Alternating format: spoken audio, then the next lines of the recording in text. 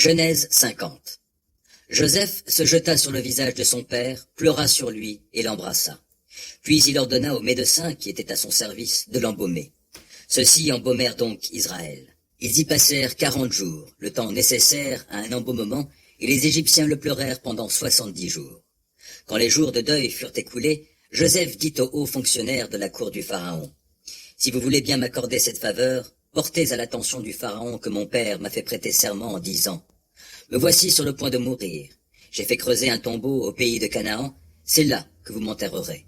Maintenant donc, permets-moi d'y monter pour ensevelir mon père, après quoi je reviendrai. » Le Pharaon répondit à Joseph, « Va et enterre ton père, comme il te l'a fait jurer. » Joseph partit donc pour ensevelir son père, accompagné de tous les hauts fonctionnaires du Pharaon, des dignitaires de sa cour et de tous les hauts responsables d'Égypte, ainsi que de toute sa famille et celle de ses frères, toute la famille de son père.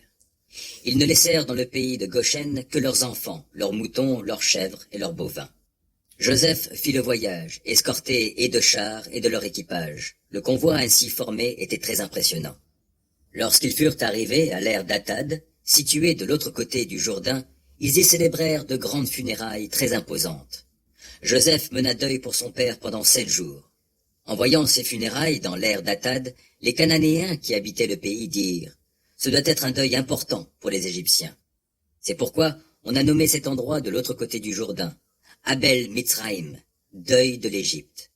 Les fils de Jacob firent donc ce que leur père leur avait demandé.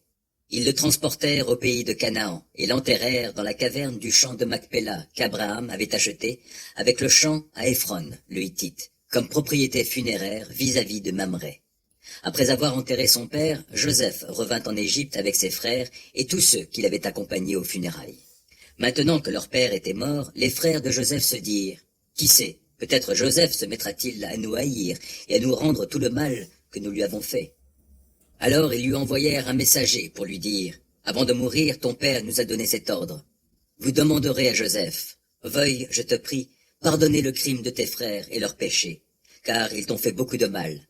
Oui, je te prie, pardonne maintenant la faute des serviteurs du Dieu de ton père. » En recevant ce message, Joseph se mit à pleurer. Ses frères vinrent en personne se jeter à ses pieds en disant « Nous sommes tes esclaves. » Mais Joseph leur dit « N'ayez aucune crainte. Suis-je à la place de Dieu? Vous aviez projeté de me faire du mal. Mais par ce que vous avez fait, Dieu a projeté du bien en vue d'accomplir ce qui se réalise aujourd'hui pour sauver la vie à un peuple nombreux.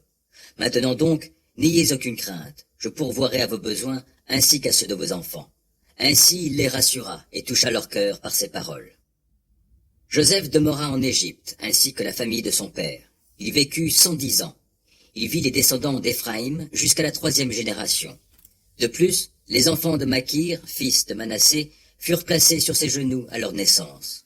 À la fin de sa vie, il dit aux siens, « Je vais mourir, mais Dieu ne manquera pas d'intervenir en votre faveur et vous fera remonter de ce pays vers celui qu'il a promis par serment à Abraham, à Isaac et à Jacob. » Puis Joseph fit prêter serment aux Israélites en leur disant, « Lorsque Dieu interviendra pour vous, vous emporterez d'ici mes ossements. » Joseph mourut à l'âge de 110 ans. On l'embauma et on le déposa dans un sarcophage en Égypte. Genèse